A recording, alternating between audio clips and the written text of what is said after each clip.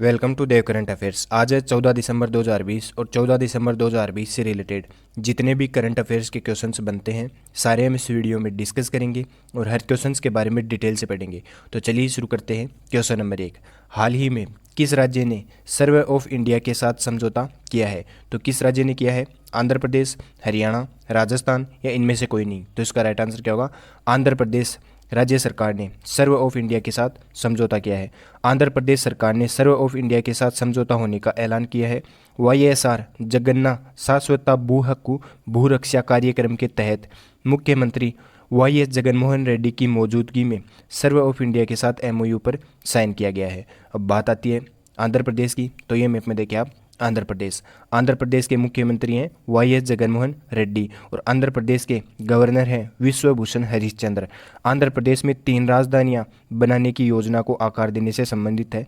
इसमें विशाखापट्टनम को कार्यकारी राजधानी, अमरावती को विधायी राजधानी और कुर्नूल को न्यायिक राजधानी बनाए जाने का प्रस्ताव जारी है। चलिए देखते हैं आंध्र प्रदेश से रिलेटेड कुछ इंपॉर्टेंट क्वेश्चंस।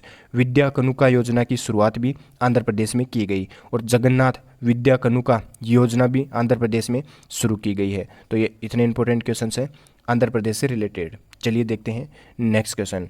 हाल ही में किसे कॉमनवेल्थ राष्ट्रमंडल महासचिव का विशेष दूत बनाया गया है? तो किसे कॉमनवेल्थ महासचिव का विशेष दूत बनाया गया है? सुनीता वर्मा को, प्रज्ञा त्रिवेदी को, अंजना कुमारी को या इनमें से कोई नहीं? तो इसका राइट आंसर क्या होगा?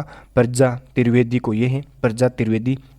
भारत सरकार के पूर्व आर्थिक सलाहकार प्रज्ञा त्रिवेदी को सतत विकास लक्ष्यों के क्रियान्वयन के लिए राष्ट्रमंडल महासचिव के विशेष दूत के रूप में नामित किया गया है।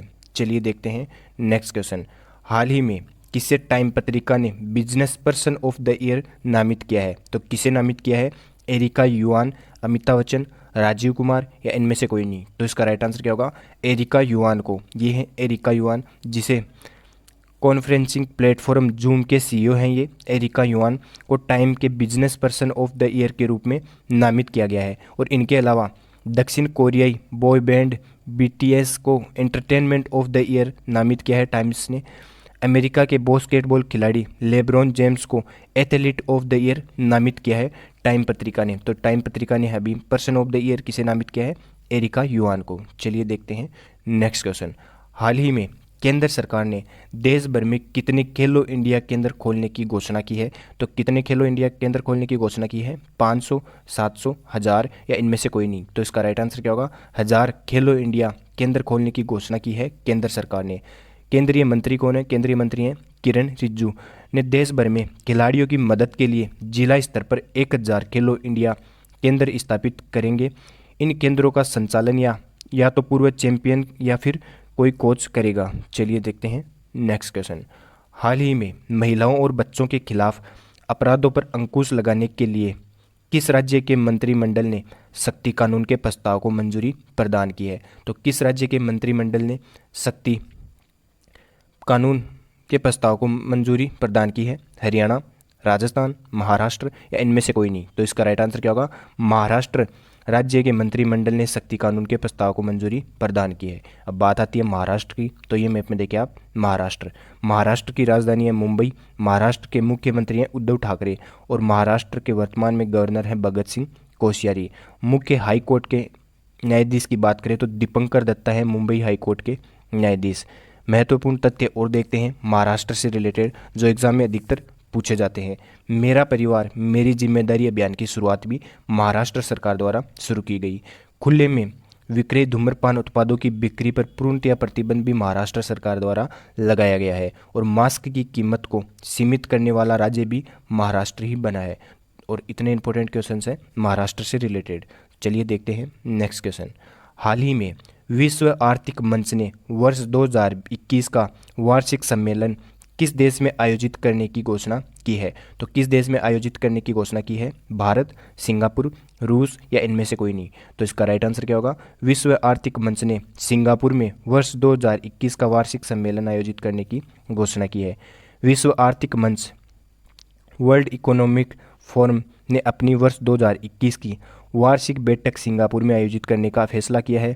इससे पहले इसे स्विट्जरलैंड में 13 से 16 मई 2021 के दौरान आयोजित करने के लिए निर्धारित किया गया था, लेकिन अब इसे सिंगापुर में आयोजित किया जाएगा। अब बात आती है विश्व आर्थिक मंच की, तो इसकी स्थापना 1971 में हुई थी और इसका मुख्यालय है स्विट्जरलैंड। चलिए देखते हैं नेक्स्ट क्वेश्चन। हाल ही में अमेरिका में किस भारतीय मूल की महिला को कांग्रेसनल प्रोग्रेसिव कॉकस का अध्यक्ष चुना है? तो किस भारतीय मूल की महिला को चुना है? अंजना कुमारी, परमिला जयपाल, सुनीता वर्मा या इनमें से कोई नहीं? तो इसका राइट आंसर क्या होगा? परमिला जयपाल को। ये है भारतीय मूल की परमिला जयपाल। भारतीय मूल की जो अमेरिकी सांसद परमिला जयपाल को अमेरिकी संसद के कांग्रेसनल प्रोग्रेसिव कॉकस सीपीसी की अध्यक्ष के तौर पर चुना गया है। सीपीसी की अध्यक्ष के तौर पर चुने जाने से जयपाल अमेरिका के 117वीं कांग्रेस के सबसे ताकतवर सांसद में से होगी। तो 117वीं कांग्रेस की सबसे ताकतवर सांसद में से एक होगी परमिला जयपाल। चलिए देखते हैं नेक्स्ट क्वेश्चन। हाल ही में किस दूरसंचार कंपनी ने स्काइलो के साथ मिलकर दुनिया का पहला सैटेलाइट आधारित मेरोबैंड आईटीयू नेटवर्क पेशकश की घोषणा की है? तो किस दूरसंचार कंपनी ने की है? एयरटेल, वोडाफोन, बीएसएनएल या इनमें से कोई नहीं? तो इसका राइट आंसर क्या होगा? बीएसएनएल दूरसंचार कंपनी ने स्काइलो के साथ मिलकर दुनिया का पहला सैटेलाइट आधारित मेरोबैंड आईटीयू नेटवर्क पेशकश करने की घोषणा की है। अब बात आती है बीएसएनएल की, तो बीएसएनएल की स्थापना हुई थी 15 सितंबर 2000 को। मुख्यालय की बात करें तो नई दिल्ली में बीएसएनएल का मुख्यालय है और वर्तमान में अध्यक्ष है प्रवीण कुमार पुरवार। चलिए देखते हैं नेक्स्ट क्वेश्चन। हाल ही में a century is not enough नामक पुस्तक किसने लिखी है? तो किसने लिखी है? सौरव गांगुली, सचिन तेंदुलकर, अमिताभ बच्चन या इनमें से कोई नहीं? तो इसका राइट आंसर क्या होगा? सौरव गांगुली ने। ये हैं सौरव गांगुली। भारतीय टीम के पूर्व कप्तान सौरव गांगुली ने अपनी आगामी पुस्तक a century is not enough में अपने जीवन और क्रिकेट करियर से जुड़े कई खुलासे किए हैं। तो इन्होंने अपनी इस बुक के अंदर अपने बारे में ही बताया है, जिसमें अपने करियर के बारे में और क्रिकेट से जुड़े कुछ खुलासों के बारे में ही है बताएंगे इस किताब में। चलिए देखते हैं नेक्स्ट क्वेश्चन। हाल ही में आरबीआई ने किस बैंक पर 10 लाख रुपए का जुर्माना लगाया है? तो किस बैंक पर लगाया है? एसबीआई, एचडीएफसी, पीएनबी या इनमें से कोई नहीं? तो इसका राइट आंसर क्या होगा? एचडीएफसी बैंक पर आरबीआई ने हाल ही में 10 लाख रुपए का जुर्माना लगाया है। रिजर्व बैंक ऑफ इंडिया ने एचडीएफसी पर 10 लाख रुपए का जुर्माना लगाया है। एचडीएफसी बैंक की बात करें तो 9 दिसंबर को आरबीआई का आदेश मिला था और इसका खुलासा हुआ था कि 10 दिसंबर को एचडीएफसी बैंक पर 10 लाख रुपए का जुर्माना लगाया गया। चलिए देखते हैं एचडीएफसी बैंक के बारे में। तो एचडीएफसी बैंक का हेडक्वार्टर है मुंबई में। स्थापना की बात करें तो 1994 में एचडीएफसी बैंक की स्थापना हुई थी और सीईओ हैं इसके वर्तमान में शशिधर जगदीशन। चलिए देखते हैं कल का पूछा गया क्वेश्चन। कल का पूछा गया क्वेश्चन था हाल ही में इंटरनेशनल गोल्फ फेडरेशन का नया अध्यक्ष किसे बनाया गया है? तो एनिका सोरेन स्टीम को इंटरनेशनल गोल्फ फेडरेशन का नया अध्यक्ष चुना गया है। चलिए देखते हैं आज का क्वेश्चन। हाल ही में किस राज्य में राष्ट्रीय दिव्यांग संस्कृतिकरण का उद्घाटन किया गया है? तो किस राज्य में किया गया है? उत्तर प्रदेश, मध्य प्रदेश, हरियाणा या इनमें से कोई नहीं?